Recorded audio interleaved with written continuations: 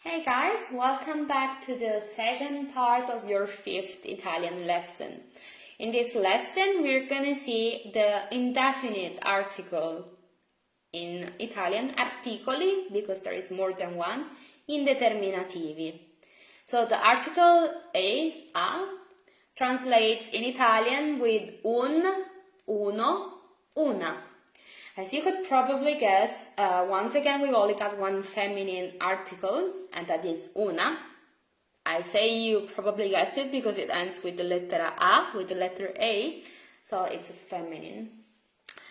And we've got two masculine articles. Of course, there is no plural because this article only refers to one thing, one person, one emotion, so there is no plural. The masculine articles are uno and un. Uno, like the number, as you could probably guess, uno, and un. Okay, so let's see once again when we use these articles. So the article uno is used in the same way that we use the article lo, except for the vowel. So once again we use uno for all the nouns that start with the S plus a consonant. So uno studente, a student. If it was a definite article, we would say lo studente. Can you see the connection? I hope you do. Otherwise, just go back to the other lesson. And then P plus S, P plus N. So once again, I give you the example, psicologo, psychologist, uno, psicologo, uno, pneumatico. G plus N, which I told you once again is pronounced as gn, gn. So uno gnomo, gnomo. And also for nouns that start with Z, so zaino, uno zaino. And Y, uno yogurt. Okay, so if you have that, if you have the definite article lesson clear, this should be very easy. Basically, uno is the correspondent of correspondent. Does that exist in English? I mean, is the same as lo. Okay, it's just the indefinite article. The version. I'm getting confused with English. So the indefinite article uno is used in the same way, in the same circumstances as the definite article lo, except vowel, and we're gonna see why. Okay? I hope this is clear. I got a bit confused.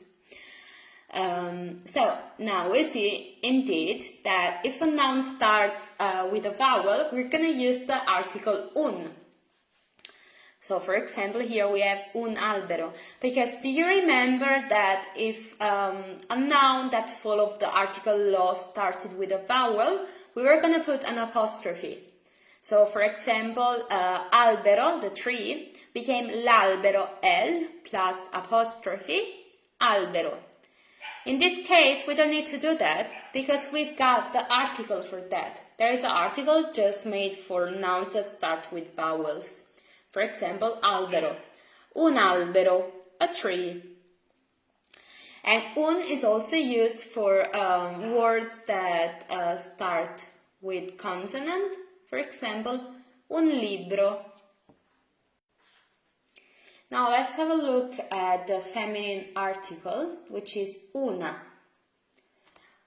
Una becomes un plus apostrophe if it's followed by a noun that starts with a vowel. For example, amica. Un'amica.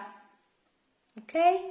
And then it is very easy because it is used for all the feminine nouns, so there is really no rule for this.